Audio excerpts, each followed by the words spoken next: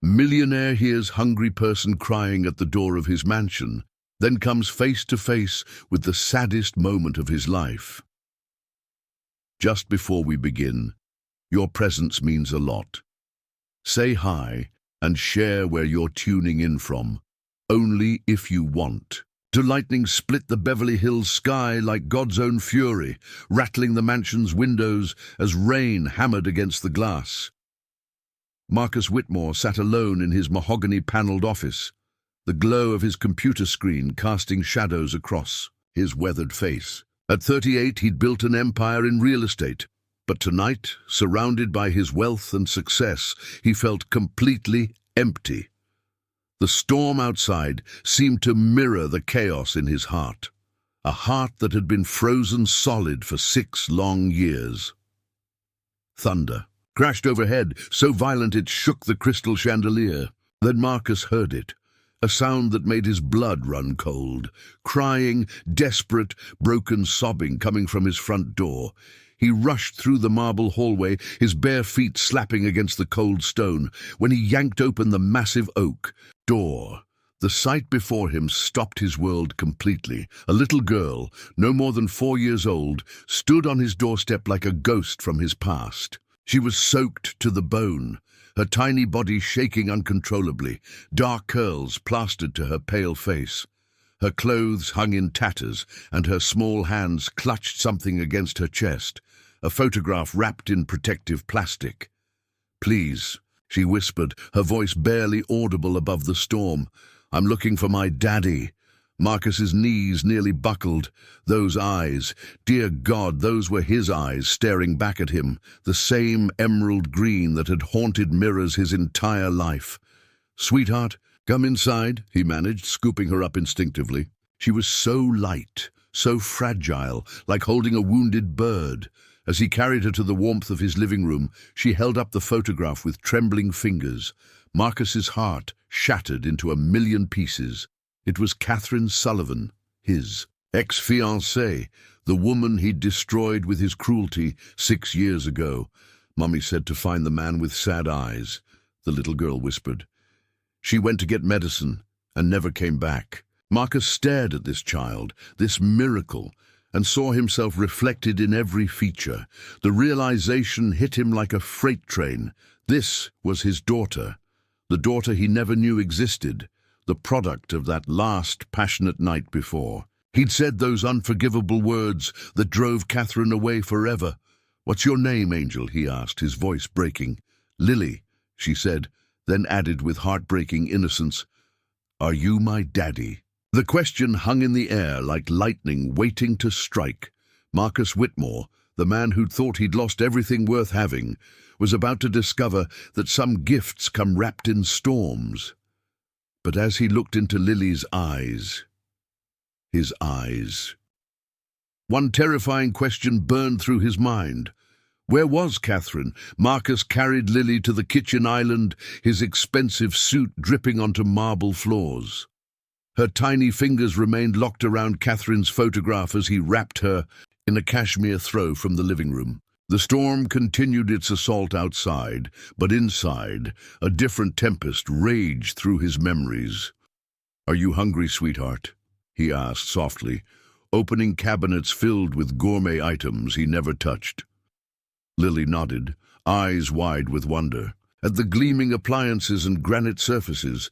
As she devoured crackers and cheese with desperate hunger, Marcus's mind transported him back 6 years. Catherine, radiant in his penthouse apartment, nervous about something important she needed to tell him.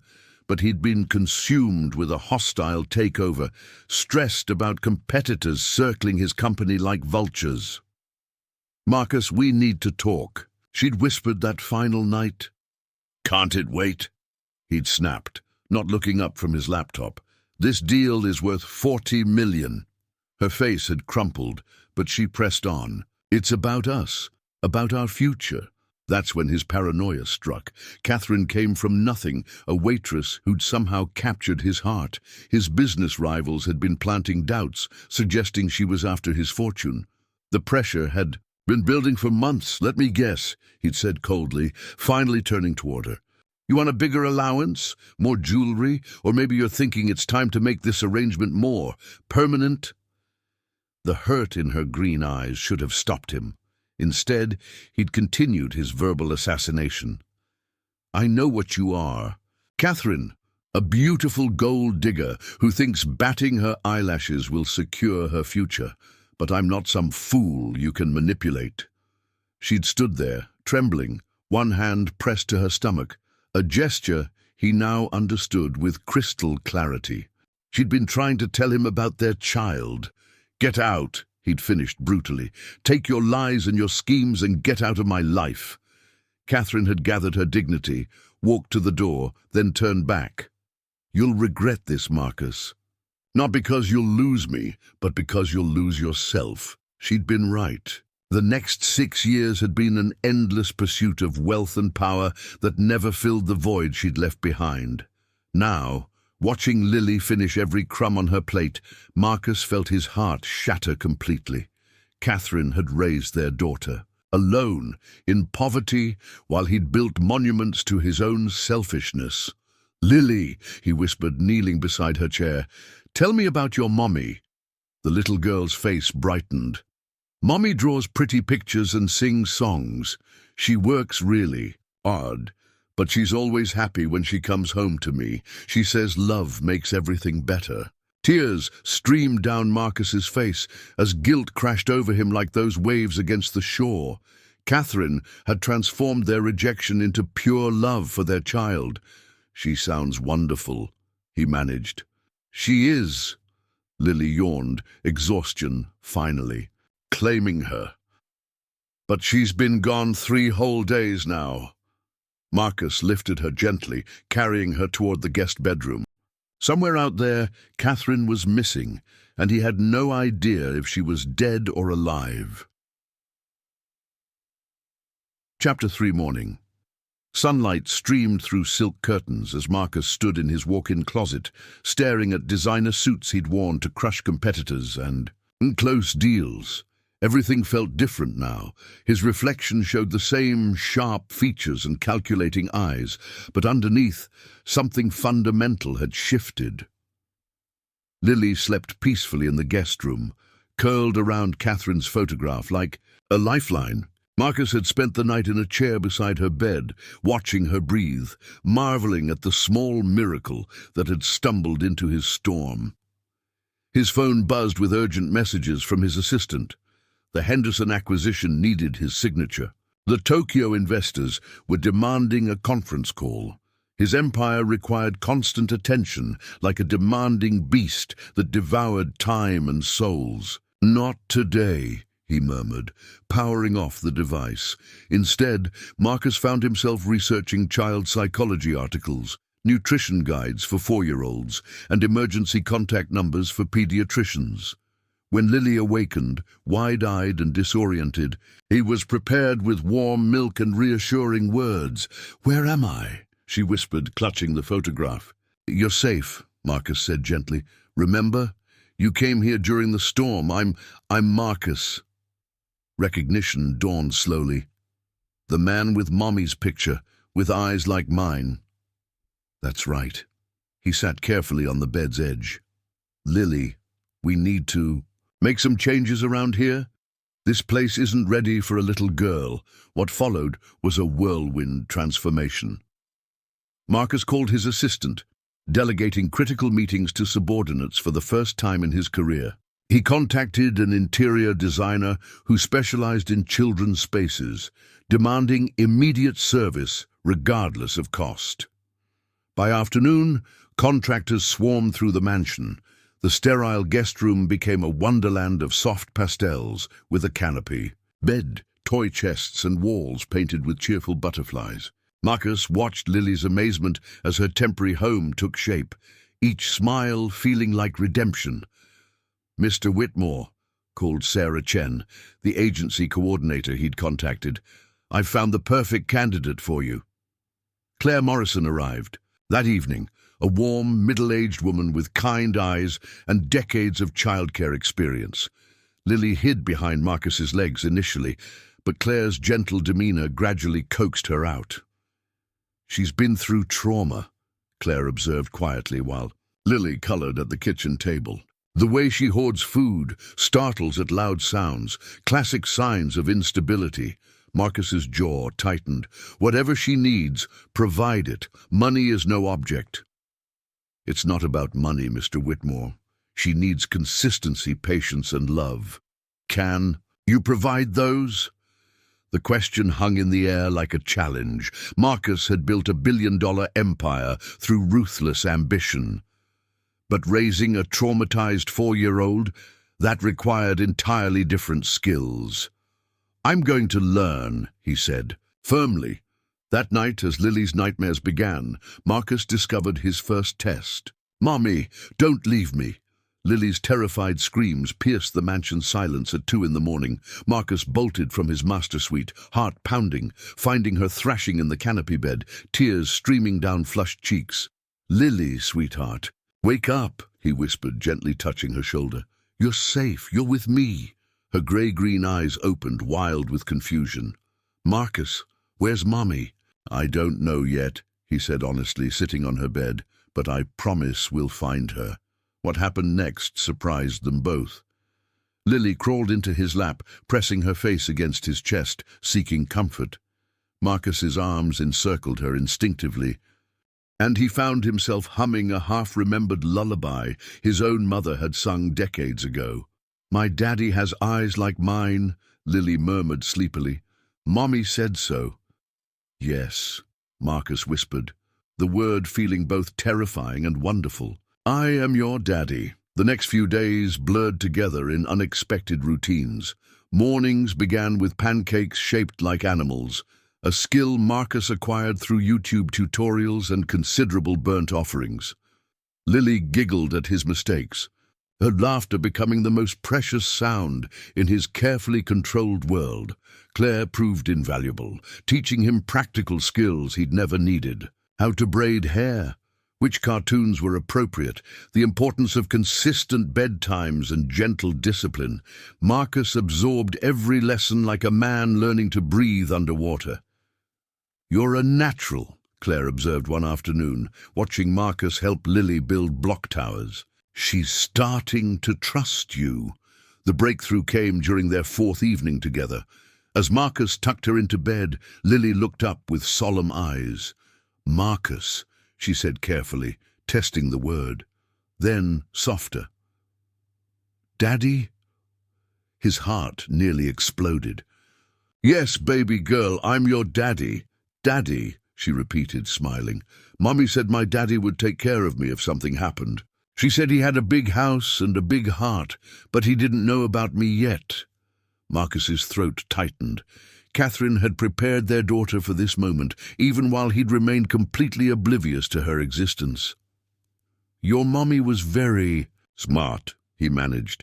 "Tell me more about what she said." "She said someday we'd all be together like a real family. She showed me your picture every night and said, 'That's your daddy, Lily.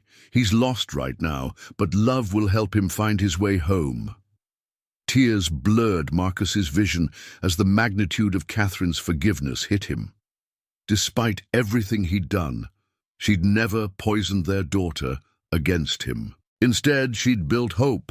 The next morning, Marcus made 2 crucial phone calls. First, to Derek Chen, Beverly Hills' most discreet private investigator. "I need you to find someone," Marcus said without preamble. "Catherine Sullivan. She's been missing for 5 days, and I need her found immediately. Consider it done, Mr. Whitmore." The second call went to his corporate attorney.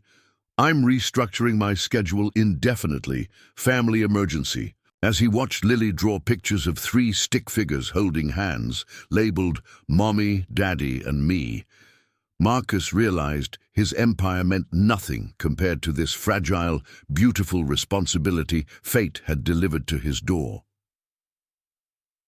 The hunt for Catherine was about to begin. 40 miles away, in the sterile corridors of St. Mary's Medical Center, a woman known only as Jane Doe stirred restlessly in her hospital bed. Fluorescent lights buzzed overhead as Dr. Sarah Martinez reviewed her patient's chart with growing concern. 3 weeks since the car accident, and Jane remained trapped in fragments of memory.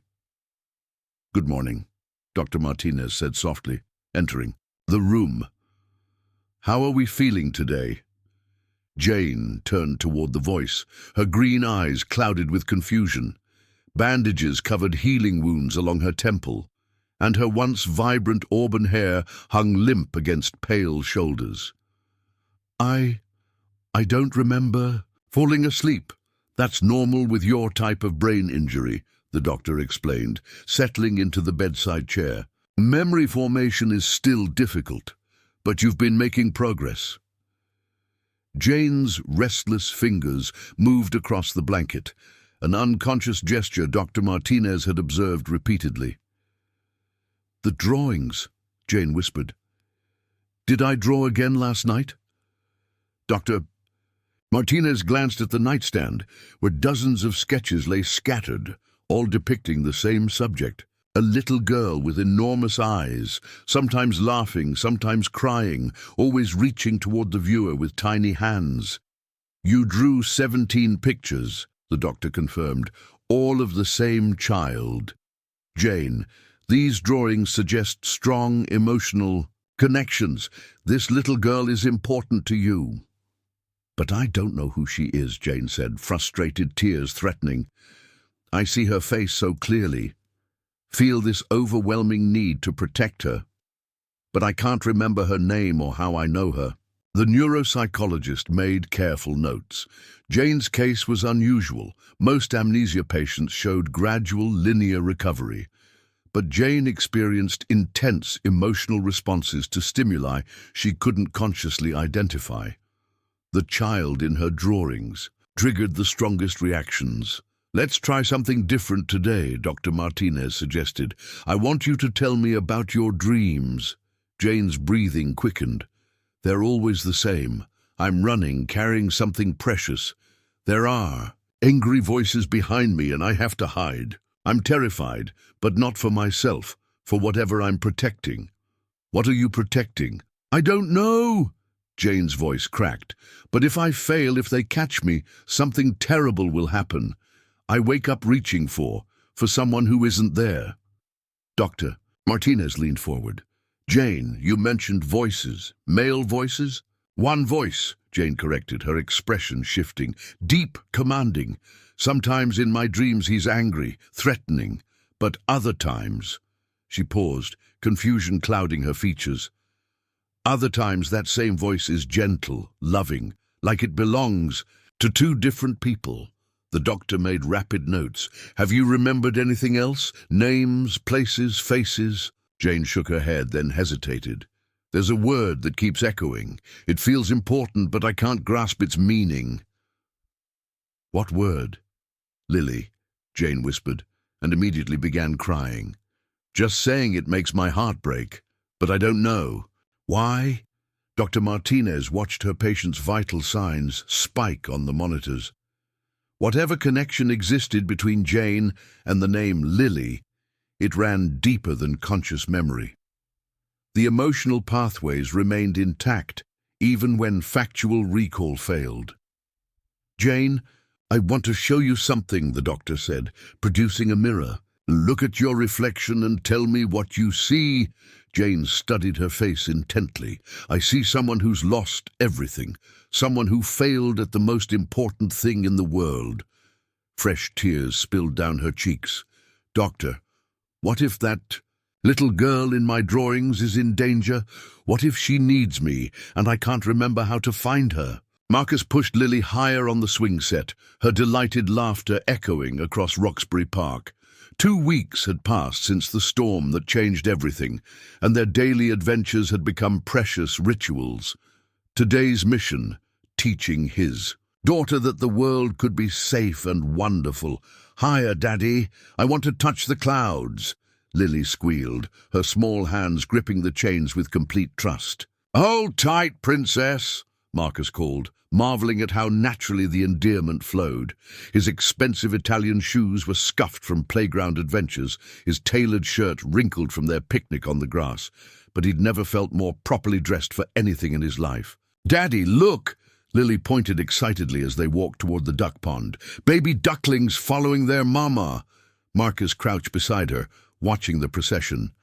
Just like you used to follow your mommy, right? Lily nodded solemnly. Mommy said families stick together even when things get scary. She said love is like invisible string. It connects hearts even when people are far apart. The wisdom of Catherine's teachings, through their daughter's innocent words, never failed to humble him. Every day brought new revelations about the woman he'd so cruelly misjudged. Tell me about the places you and Mommy lived, Marcus said gently, settling on a park bench as Lily scattered breadcrumbs for the ducks. Lots of places, she replied matter-of-factly. Sometimes apartments, sometimes hotels, sometimes we stayed with nice ladies who had extra beds. Mommy said we were explorers, finding new adventures. Marcus's heart ached, recognizing Catherine's attempt to frame their nomadic existence positively. Were you ever afraid? Lily considered this seriously. Sometimes.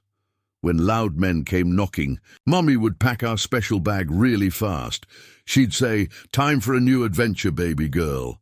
But her hands would shake. I learned to be quiet like a mouse when she was scared. The image of his 4-year-old daughter learning survival skills that no child should need made Marcus's hands clench into fists. Whatever had driven Catherine to such desperate measures, he'd find answers. But Mommy wasn't always scared. Lily continued brightly. When we were alone, she'd sing songs and paint pictures and tell stories about a prince who lost his way but would find us someday. A prince? My daddy prince, Lily explained, climbing onto his lap. With sad eyes but a kind heart. Mommy said he was just confused, but love would help him remember what really mattered. Marcus held her close, overwhelmed by Catherine's incredible capacity for forgiveness. Even while fleeing unknown threats, she'd prepared their daughter to love him. Daddy, Lily said quietly, do you think Mummy's lost like the prince was? Maybe, Marcus admitted, but we're going to find her just like love found me.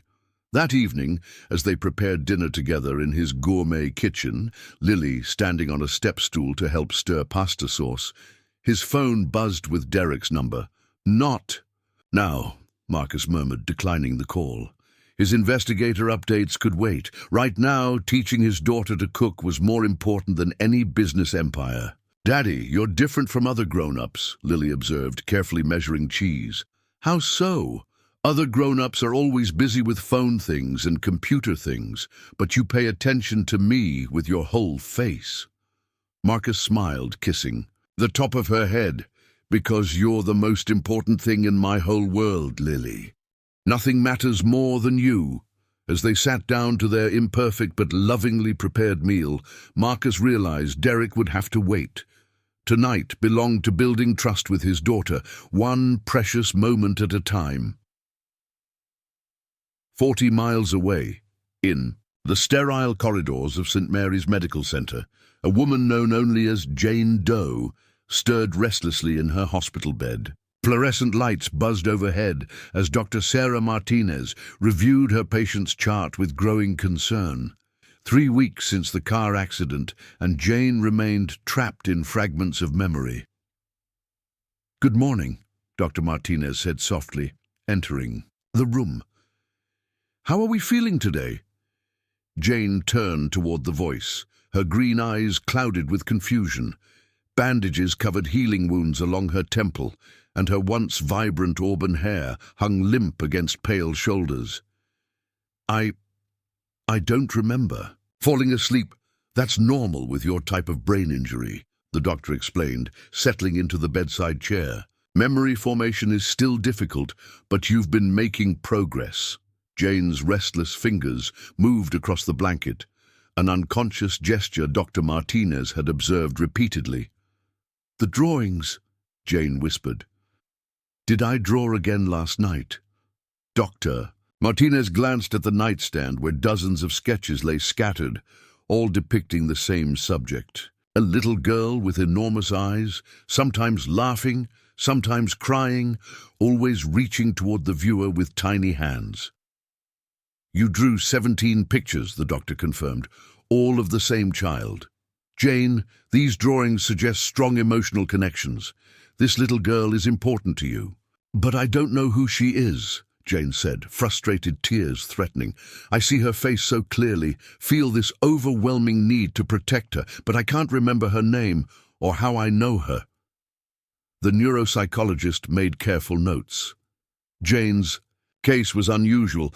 Most amnesia patients showed gradual, linear recovery, but Jane experienced intense emotional responses to stimuli she couldn't consciously identify. The child in her drawings triggered the strongest reactions. Let's try something different today, Dr. Martinez suggested. I want you to tell me about your dreams. Jane's breathing quickened. They're always the same. I'm running, carrying something precious. There are angry voices behind me and I have to hide. I'm terrified, but not for myself, for whatever I'm protecting. What are you protecting? I don't know, Jane's voice cracked. But if I fail, if they catch me, something terrible will happen. I wake up reaching for someone who isn't there. Doctor, Martinez leaned forward. Jane, you mentioned voices, male voices. One voice, Jane corrected, her expression shifting. Deep, commanding. Sometimes in my dreams he's angry, threatening, but other times. She paused, confusion clouding her features. Other times that same voice is gentle, loving, like it belongs to two different people. The doctor made rapid notes. Have you remembered anything else? Names, places, faces? Jane shook her head, then hesitated. There's a word that keeps echoing. It feels important, but I can't grasp its meaning. What word? Lily, Jane whispered, and immediately began crying. Just saying it makes my heart break, but I don't know why. Dr. Martinez watched her patient's vital signs spike on the monitors. Whatever connection existed between Jane and the name Lily, it ran deeper than conscious memory. The emotional pathways remained intact even when factual recall failed. Jane, I want to show you something, the doctor said, producing a mirror. Look at your reflection and tell me what you see. Jane studied her face intently. I see someone who's lost everything. Someone who failed at the most important thing in the world. Fresh tears spilled down her cheeks. Doctor, what if that little girl in my drawings is in danger? What if she needs me and I can't remember how to find her? Derek Chen's Porsche navigated the narrow streets of East Los Angeles, a stark contrast to Beverly Hills' manicured perfection. 3 days into his investigation, Catherine Sullivan remained a ghost, someone who'd learned to disappear completely. Mr. Whitmore, Derek spoke into his Bluetooth headset. I'm following a lead in Boyle Heights.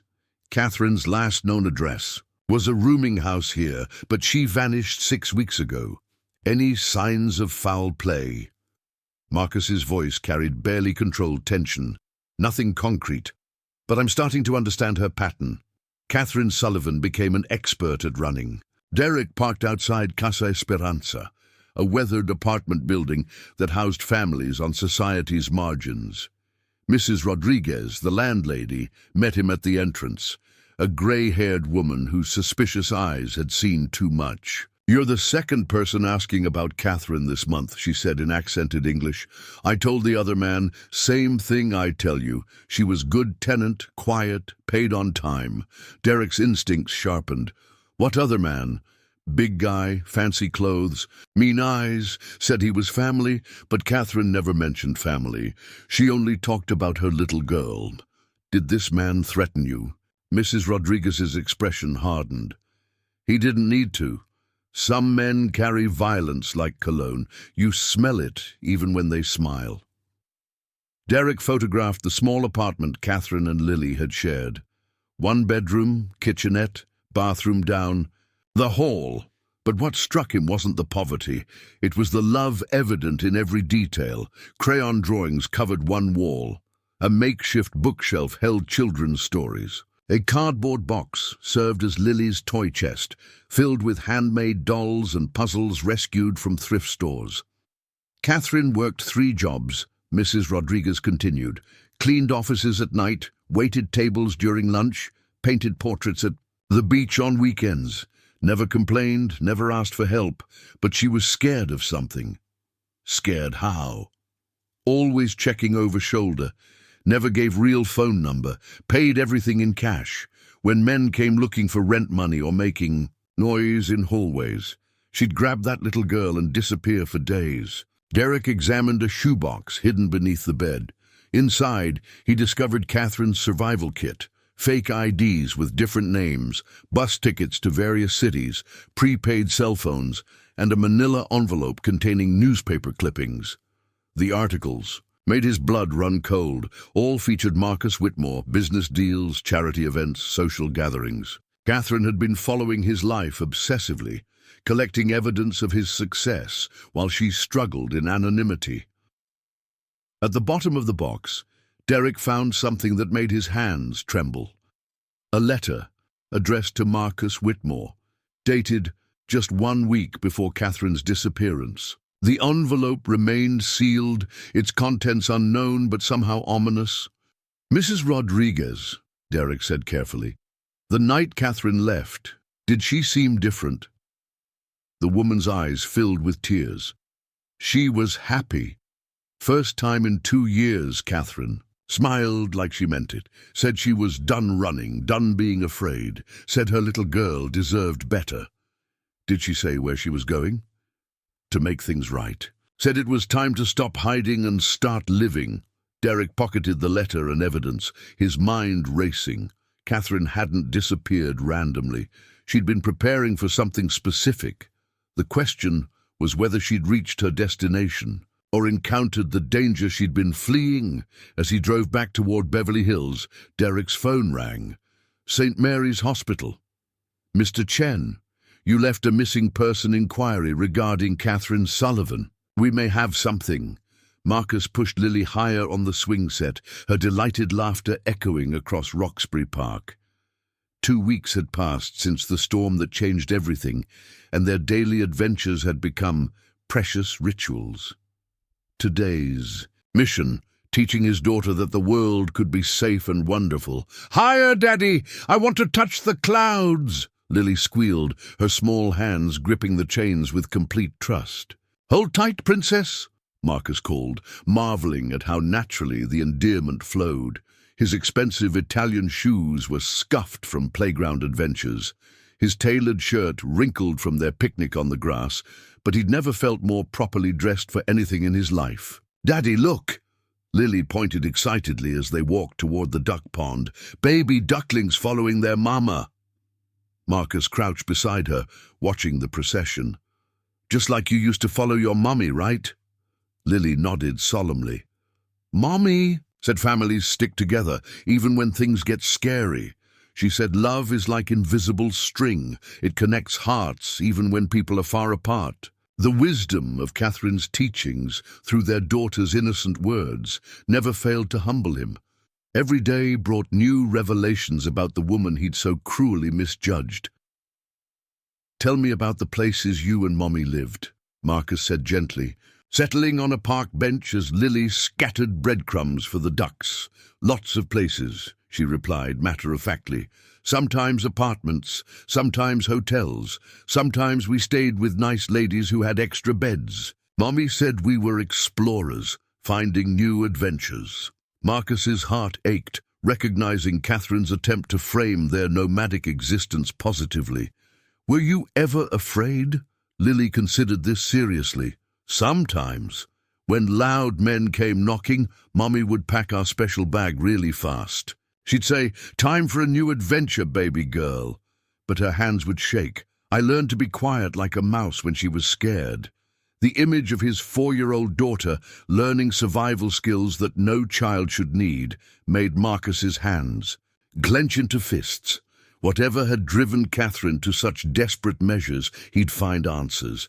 "But Mommy wasn't always scared," Lily continued brightly. "When we were alone, She'd sing songs and paint pictures and tell stories about a prince who lost his way, but would find us someday. A prince. My daddy Prince, Lily explained, climbing onto his lap, with sad eyes but a kind heart. Mommy said he was just confused, but love would help him remember what really mattered. Marcus held her close, overwhelmed by Catherine's incredible capacity for forgiveness. Even while fleeing unknown threats, she'd prepared their daughter to love him. Daddy, Lily said quietly, do you think Mommy's lost like the prince was? Maybe, Marcus admitted, but we're going to find her, just like love found me. That evening, as they prepared dinner together in his gourmet kitchen, Lily standing on a step stool to help stir pasta sauce, his phone buzzed with Derek's number. Not now, Marcus murmured, declining the call. His investigator updates could wait. Right now, teaching his daughter to cook was more important than any business empire. Daddy, you're different from other grown-ups, Lily observed, carefully measuring cheese. How so? Other grown-ups are always busy with phone things and computer things, but you pay attention to me with your whole face, Marcus smiled, kissing the top of her head. Because you're the most important thing in my whole world, Lily. Nothing matters more than you. As they sat down to their imperfect but lovingly prepared meal, Marcus realized Derek would have to wait. Tonight belonged to building trust with his daughter, one precious moment at a time. Dr. Martinez found Jane in the hospital garden, sketching frantically in her notebook as morning sunlight filtered through oak trees. Her patient's artistic compulsions had intensified, particularly during outdoor sessions where natural light seemed to trigger deeper memories. You're drawing something different today, the doctor observed, settling beside Jane on the wooden bench. Jane looked up, startled. I didn't hear you coming. I was so focused. She glanced down at her latest creation, not just the familiar little girl, but an entire scene, a man kneeling beside a child, their faces turned toward each other with obvious affection. Tell me about this drawing, Dr. Martinez encouraged. I don't know why I drew him, Jane admitted, studying the man's face. She'd rendered with surprising detail. Tall, broad shoulders, expensive clothes, but it's his expression that feels important, like he's seeing something precious for the first time. The doctor examined the sketch carefully. Jane's artistic ability was remarkable, suggesting formal training or natural talent. But more significantly, the emotional accuracy in her drawings indicated recovering neural pathways. Jane, you mentioned yesterday that one voice in your dreams could be threatening or gentle. Does this man remind you of anyone? Jane's breathing quickened as she stared at the drawing. Yes, this is the voice, but I don't understand. In my nightmares he's angry, dangerous. Here, he looks. She paused, searching for words. He looks like he's found something he thought was lost forever. What if both versions are true? Dr. Martinez suggested carefully. People change, situations evolve. Maybe the threatening voice belongs to the past, and this gentler image represents something new. Jane's hands trembled as she touched the drawing. Doctor, I think I'm starting to remember names. Not just Lily. There's another name that makes my heart race. What name? Marcus, Jane whispered, and immediately doubled over as emotional pain crashed through her. Oh God, Marcus, I loved him so much, but he hurt me. He said terrible things, made me feel worthless, but I loved him anyway. Dr. Martinez watched Jane's vitals spike on her portable monitor. Jane, stay with me. These are memories, not current reality. You're safe here. No, you don't understand, Jane gasped, tears streaming. I ran from him, took our daughter and ran because I was afraid. But what if I was wrong? What if he's changed?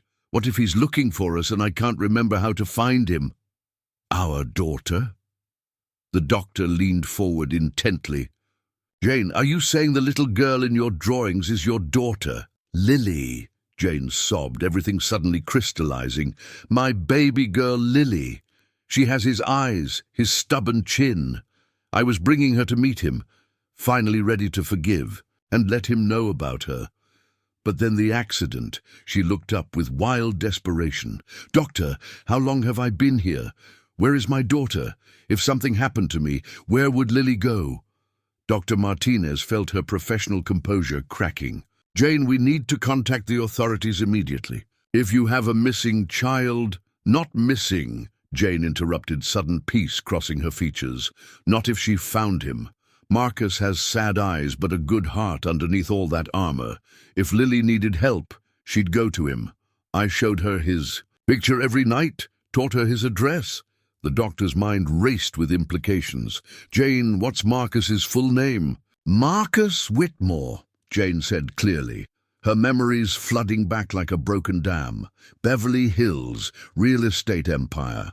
The man I loved who broke my heart, but who would move heaven and earth to protect our daughter if he knew she existed." "Doctor—" Martinez was already reaching for her phone. "Jane, I think we need to make some calls. If your daughter found her father, they're probably both desperate to find you." Jane gripped the doctor's arm. "Please, I need to see them. I need to know. Lily's safe, and I need to tell Marcus." She paused, struggling with overwhelming emotions. "I need to tell him I forgive him, that I never stopped loving him, even when I was running scared." "We'll find them," Dr. Martinez promised, already dialing information. "Marcus Whitmore, Beverly Hills, they're going to be so happy you remember." Derek Chen burst into Marcus's mansion at dawn, clutching a manila envelope like it contained nuclear secrets. He found Marcus in the kitchen making pancakes, while Lily created masterpieces with finger paints at the breakfast table. "Marcus, we need to talk," Derek said urgently. "Privately." "Daddy, who's that man?" Lily asked, looking up from her colorful creation. "This is Derek, sweetheart. He's helping us find Mommy." Marcus flipped a pancake with practiced ease. "Derek, whatever you found can wait until after breakfast." "No, it can't." Derek's expression was grim. "I found Catherine's belongings at the rooming house. There's a letter, Marcus, written the week before she disappeared." Marcus set down the spatula, his hands trembling slightly. "Lily, why don't you go show Claire your painting? Daddy needs to talk to Derek for a few minutes." After Lily skipped away, Derek placed the sealed envelope on the granite counter. "She was planning to contact you. The landlady said Catherine seemed happy, hopeful for the first time in years." With shaking fingers, Marcus opened the letter. Catherine's handwriting, still elegant despite years of struggle, covered 3 pages. As he read, tears blurred. His vision. "My dearest Marcus," it began, "I know you probably never want to hear from me again, but I have something important to tell you. We have a daughter. Her name is Lily, and she's the most beautiful thing in this world. She has your eyes, your determination, and thankfully none of my mistakes. I left because I was afraid, not just of your rejection, but of my own demons. I fell into darkness after you threw me out, but discovering I was pregnant saved me. Lily became my reason to fight, to become someone worthy of being her mother.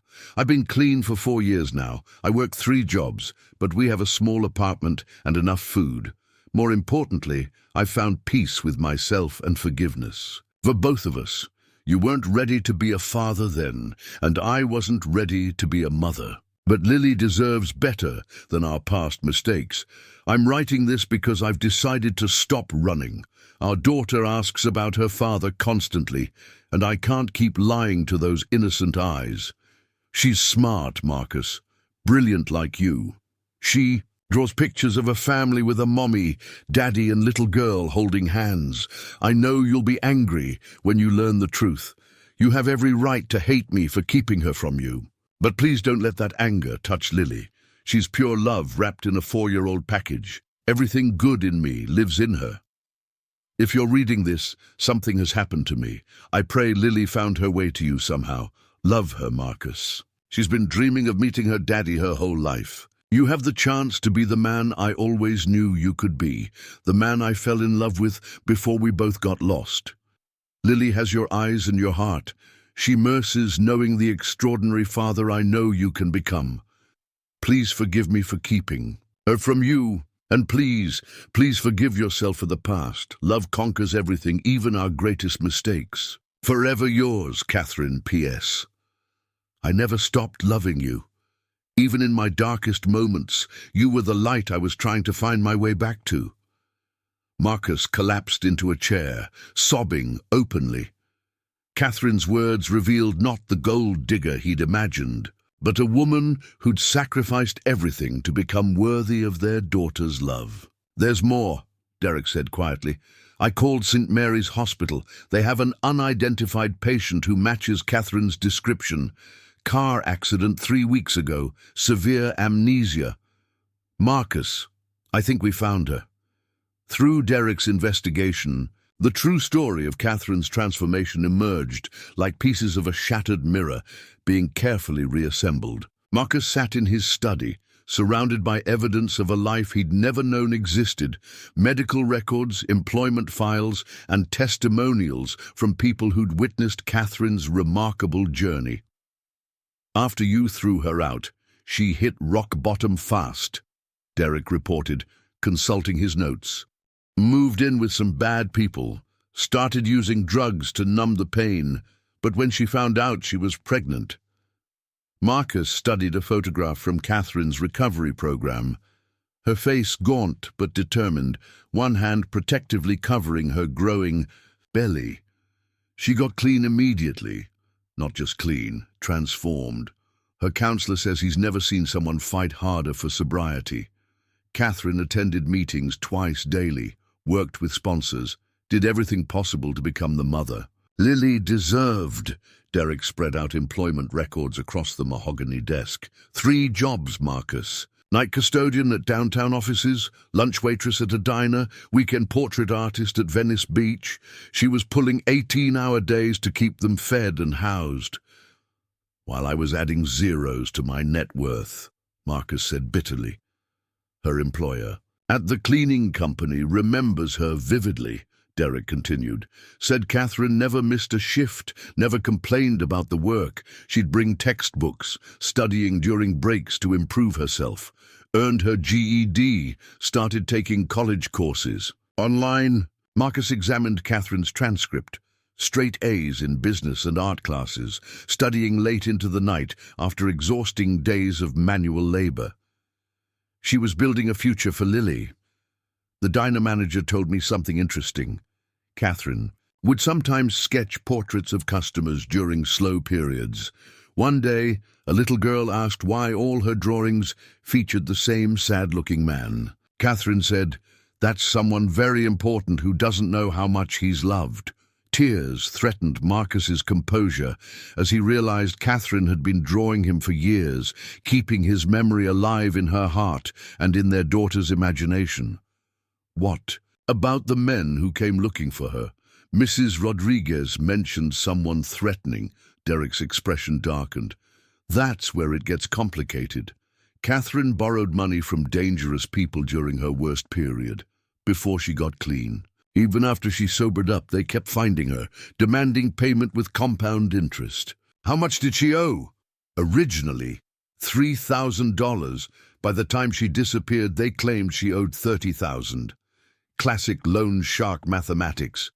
Marcus's hands clenched into fists. She was running from debt collectors? Worse, these weren't legitimate lenders. According to my sources, they had other plans for Catherine. Beautiful woman, struggling financially, adorable daughter. They saw opportunities beyond money. The implications made Marcus's stomach turn. Catherine hadn't just been fleeing financial obligations. She'd been protecting Lily from predators who viewed them as commodities. She tried to handle it legally, Derek added, filed police reports, sought restraining orders. But these people operate in shadows. Every time she thought she'd escaped, they'd find her again. Marcus studied Catherine's journal entries, discovered among her belongings. Page after page revealed her internal struggle. Desperation to provide for Lily, terror of the men pursuing them, and constant guilt about keeping their daughter from him. She planned to come to me, Marcus realized, reading her final entries. Catherine was going to risk everything to tell me about Lily. She'd saved enough money to disappear completely, new identities, relocation expenses, but instead of running again, she chose courage. Derek placed a final document on the desk. Catherine's last bank withdrawal slip. She took out every penny she had, Marcus, probably planning to pay off the debt and start fresh with you and Lily. That's when the accident happened. Marcus stared at the evidence of Catherine's sacrifice. While he'd been building an empire of steel and glass, she'd been constructing something far more valuable, a foundation of love strong enough to heal their broken family. "Find out what hospital she's in," Marcus said quietly. "It's time to bring Lily's mother home." Marcus paced his mansion's marble foyer while Derek made final arrangements, nervous energy coursing through him like electricity. Upstairs, Claire helped Lily choose the perfect dress for meeting a special friend of Mommy's, the carefully constructed explanation they'd agreed upon to avoid overwhelming the child. "Daddy, why do you look scared?" Lily asked, appearing at the top of the grand staircase in her favorite yellow sundress. "You have worry lines like Mommy gets sometimes." Marcus climbed the stairs to meet her, kneeling at her level. "I'm not scared, Princess. I'm hopeful. And sometimes hope feels scary because you want something so much." "Is this about finding Mommy?" "Maybe," Marcus said carefully. Dr. Martinez had warned them about managing expectations. Catherine's amnesia was severe, and there was no guarantee she'd recognize either of them immediately. "Lily, if we found Mommy, but she was sick and couldn't remember things right away, would you still want to see her?" Lily considered this with 4-year-old seriousness. "Mommy's heart would remember me, even if her brain was confused. Love lives in hearts, not heads." Her innocent wisdom humbled him. "You're absolutely right, sweetheart." Derek's car pulled into the circular driveway precisely at 2 o'clock. During the drive to St. Mary's Hospital, Marcus reviewed Dr. Martinez's instructions. Gentle approach. No overwhelming emotions. Let Catherine set the pace. Most importantly, be prepared for her, not to recognize them. "Mr. Whitmore," Dr. Martinez met them in the hospital lobby. "Before we proceed, I need to prepare you. Catherine, Jane, has been remembering fragments, but her recall is inconsistent. Sometimes she knows exactly who she is. Other times she retreats into confusion." "Will she know Lily?" Marcus asked, his daughter's hand secure in his. "Her emotional connections seem strongest with your daughter." "We believe the mother-child bond transcends conscious memory." They walked through sterile corridors toward the psychiatric wing. Lily skipped beside Marcus, completely unaware of the magnitude of this moment. At room 314, Dr. Martinez paused. "She's in the garden area today." Marcus, remember, 6 years have passed. "She's been through trauma, addiction, recovery, and now brain injury. She may not be exactly the woman you remember." "I understand," Marcus said, though his heart hammered against his ribs. They found Catherine sitting beneath an oak tree, sketch, pad in her lap, afternoon sunlight filtering through green leaves. She looked fragile, thinner than Marcus remembered, with silver threads in her auburn hair and faint scars along her temple. But when she glanced up, those green eyes were exactly as beautiful as they'd been 6 years ago. "Catherine?" Dr. Martinez said gently, "You have visitors." Catherine's gaze moved from the doctor to Marcus, her expression cycling through confusion, recognition, and something deeper. Then she saw Lily, and her entire body went rigid. "Lily," she whispered, her sketch, the pad falling forgotten to the grass. "My baby girl." "Mommy!" Lily broke free from Marcus's hand and ran across the garden, launching herself into Catherine's arms. Catherine caught their daughter instinctively, muscle memory overriding amnesia. She buried her face in Lily's hair, sobbing with relief and recognition that transcended conscious thought. "I knew you'd find me," Catherine whispered, rocking Lily gently. "I knew my brave girl would find her way." Over Lily's head, Catherine's eyes met Marcus's. For a moment, the years collapsed. He saw love there, mixed with uncertainty and fear, but unmistakably love. "Hello, Catherine," Marcus said softly, approaching slowly. "We've been looking for you." 3 months later, Marcus stood in the kitchen of Catherine's new house, a charming craftsman bungalow, just 10 minutes from his mansion, watching through the window as Lily taught her mother how to build sandcastles in their small backyard. Catherine's recovery had been remarkable, but gradual, her memories returning like morning light, slowly, illuminating a landscape. "She's remembering more each day," Dr. Martinez had reported during their last session. "The familiar environment, being with Lily, and your patient support are accelerating her healing." Marcus smiled as Lily corrected Catherine's castle-building technique with 4-year-old authority. Their daughter had adapted to having both parents with remarkable resilience, seamlessly transitioning between houses and embracing their unconventional family structure. "Daddy, come help," Lily called through the open window. "Mommy needs to learn proper tower construction." "In a minute, Princess," Marcus replied, finishing the sandwiches he'd been preparing for their lunch. These domestic moments still amazed him.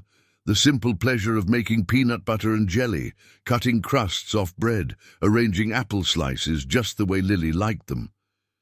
Catherine appeared in the doorway, brushing sand from her jeans. "She's quite the architect," she said, her voice carrying the warmth that had first captured his heart. "I wonder where she gets that from." "Definitely not from the woman who once tried to hammer a nail with a hairbrush," Marcus teased gently. Catherine laughed, a sound he'd feared he might never hear again. "My memory of that incident came back last week, along with several other embarrassing moments I'd hoped to keep buried." They worked together in comfortable silence, Catherine arranging napkins while Marcus packed their picnic basket. The easy domesticity felt miraculous after everything they'd endured. "Marcus," Catherine said quietly, "I need to tell you something." His hands stilled. These conversations had become easier over the months, but Catherine's serious tone always made him nervous. "I remember the night you sent me away," she continued. "I remember every cruel word, every angry moment. But I also remember what came before, the love we shared, the dreams we built together." Marcus turned to face her fully. "Catherine, let me finish," she said gently. "I spent years angry, then years in recovery learning to forgive, not just you, but myself. We were both broken people who broke each other, but look what we created." She gestured toward the window where Lily was constructing an elaborate sand kingdom. "She's perfect," Marcus agreed. "We have a choice," Catherine said, stepping closer. "We can stay trapped in our past mistakes, or we can build something new, something better." Marcus reached for her hands, still amazed that she welcomed his touch. "What are you saying?"